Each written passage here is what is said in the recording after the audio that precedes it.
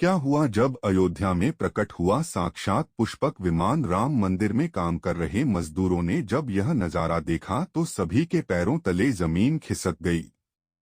22 जनवरी प्राण प्रतिष्ठा से पूर्व अयोध्या में इतने बड़े चमत्कार का होना सभी को आश्चर्य में डाल रहा है।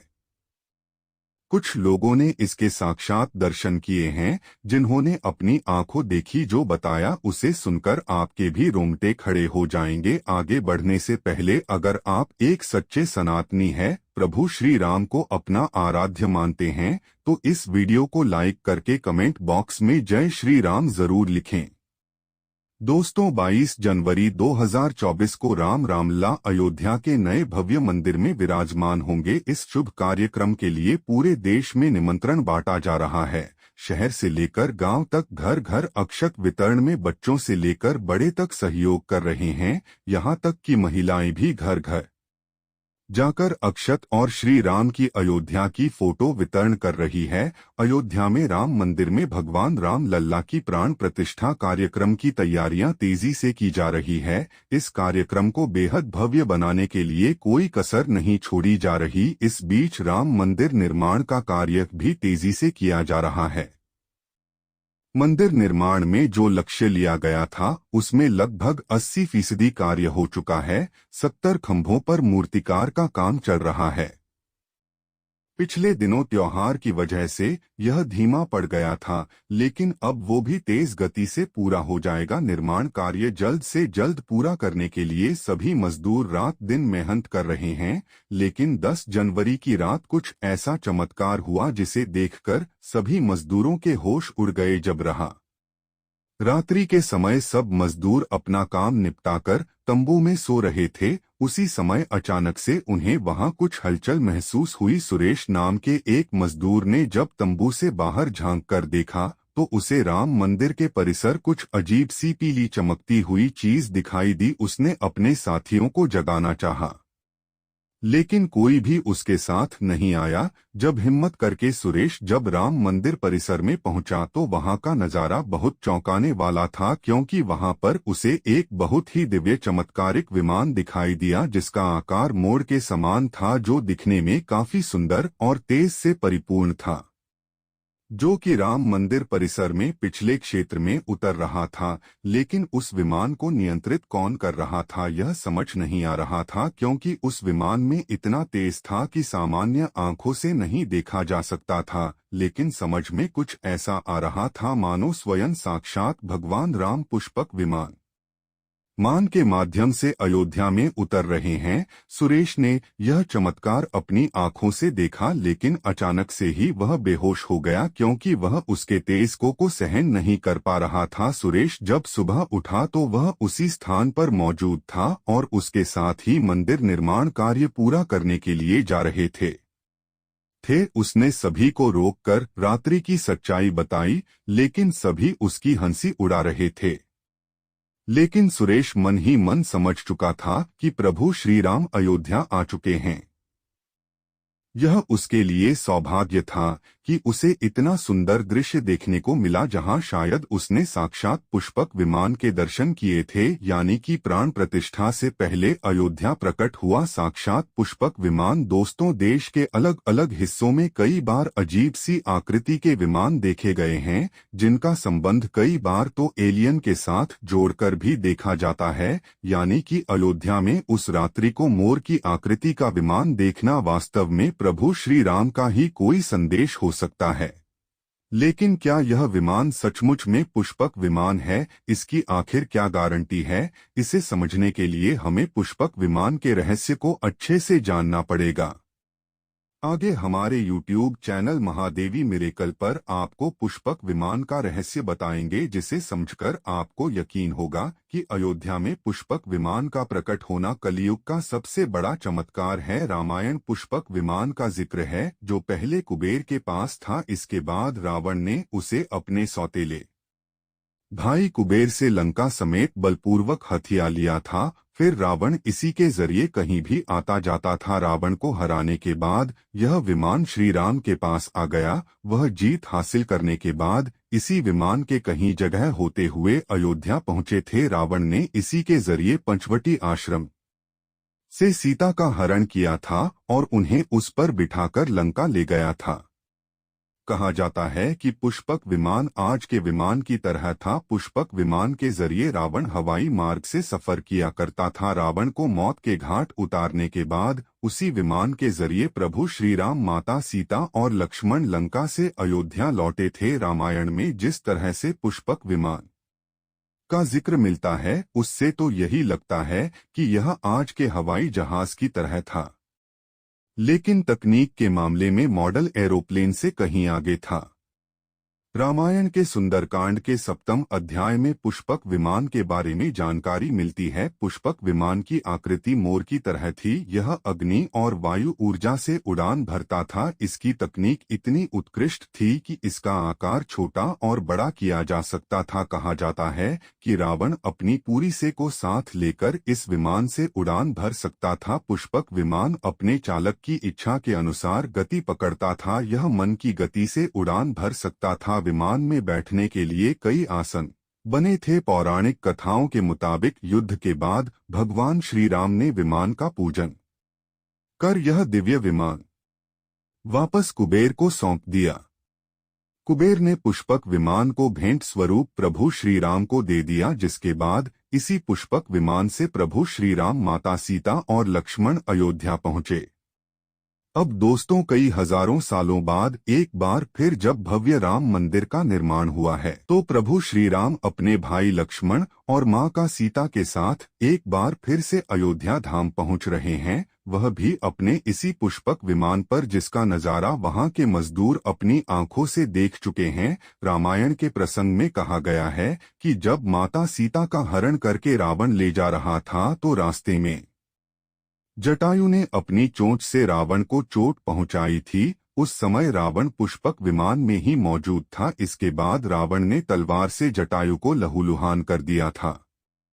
जटायु घायल होकर जमीन पर गिर गए। जब सीता को खोजते हुए राम पेड़ पौधे और पक्षियों से पूछते जा रहे थे तो रास्ते में घायल जटायु से मुलाकात होती है। मरणासन्न पड़े जटायु ही राम को बताते हैं कि रावण सीता का हरण करके किस दिशा में गया है।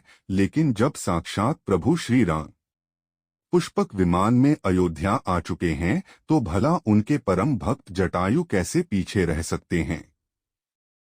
अयोध्या में राम की प्राण प्रतिष्ठा से पहले जनपद की सीमा में गिद्धों का झुंड दिखाई दिया है। स्थानीय लोग इसे गिद्धरात जटायु से जोड़कर देख रहे हैं। वे इसे शुभ संकेत भी मान रहे हैं। मिल्कीपुर तहसील क्षेत्र के गांव गुढ़ारोली में पिछले 10-12 दिनों से गिद्धों का झुंड वास कर रहा था। हालांकि उस गांव से गिद्ध उड़ गए हैं, लेकिन अयोध्या की सीमा में यहाँ वहाँ दिखाई दे रहे हैं। गांव वालों का कहना है कि पिछले 20 वर्षों से हम लोगों ने इलाके में गिद्ध नहीं देखे। अब जब राम मंदिर बन रहा है तो इस गांव में लगभग 50 की संख्या में गिद्ध आकाश में दिखाई दे रहे हैं। उनमें से 10-12 गिद्ध गांव में ही सेमल के पेड़ पर वास कर रहे थे। गिद्धों के देखने की घटना को ज्यादा लोग राम से जोड़कर देख रहे हैं और शुभ संकेत भी मान रहे हैं।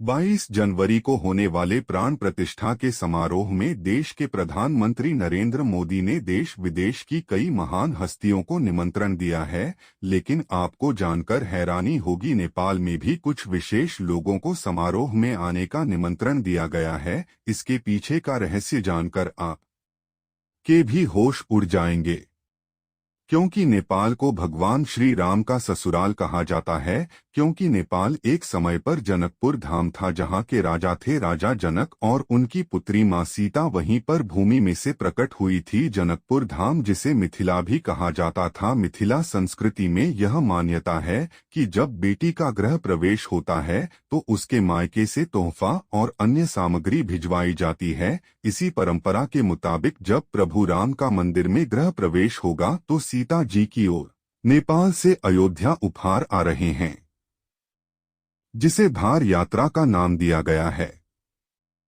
राम मंदिर की प्राण प्रतिष्ठा के लिए भगवान राम के ससुराल नेपाल के जनकपुर से कपड़े, फल और मेवा के साथ साथ उपहारों से सजे 11 साउथाल आने वाले हैं। इसमें आभूषण, बर्तन, कपड़े और मिठाइयों के अलावा भार भी आएगा, जिसमें 51 प्रकार की मिठाइयाँ, दही, मक्खन और चांदी के बर्तन शामिल होंगे।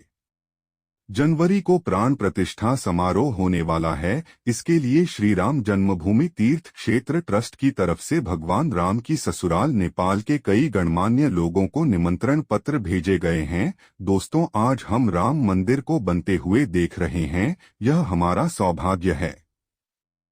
भव्य राम मंदिर के बनने में कई हजार कार सेवकों और राम भक्तों का बलिदान छुपा है। उस समय आक्रमणकारियों ने काशी, मथुरा के साथ ही अयोध्या में भी लूटपाट की और पुजारियों की हत्या कर मूर्तियां तोड़ने का क्रम जारी रखा, लेकिन 14वीं सदी तक वे अयोध्या में राम मंदिर को तोड़ने में सफल नहीं हो पाए, क्योंकि हर बार राम मंदिर और अयोध्या की रक्षा करने के लिए आसपास के राजा मदद भेज देते थे। हजारों साधुओं ने भी मंदिर की रक्षा के लिए अपने प्राणों की आहुति दे दी। विभिन्न आक्रमण को झेलते हुए श्री राम की जन्मभूमि पर बना भव्य मंदिर 14वीं शताब्दी तक मचा रहा। कहते हैं कि सिकंदर लोदी के शासनकाल के दौरान यहाँ भव्य मंदिर मौजूद था। 14वीं शताब्दी में हिंदुस्तान पर मुगलों का अधिकार हो गया और उसके बाद ही राम जन्मभूमि एवं अयोध्या को नष्ट करने के लिए कई अभियान चलाए गए। 1527-28 में इस भव्य मंदिर को तोड़ दिया गया और उसकी जगह बाबरी ढांचा खड़ा किया गया। कहते हैं कि मुगल साम्राज्य के संस्थापक बाबर के सेनापति ने बिहार अभियान के समय अयोध्या में श्री राम के जन्मस्थान पर स्थित प्राचीन और भव्य मंदिर को तोड़कर एक मस्जिद बनवाई थी। 19 जनवरी 1885 को हिंदू महंत रघुबर दास ने पहली बार इस मामले को फैजाबाद के न्यायाधीश पाए हरि किशन के सामने रखा था। इस मामले में कहा गया था कि मस्जिद की जगह पर मंदिर बनवाना चाहिए, क्योंकि वह स्थान प्रभु श्री राम का जन्मस्थान है।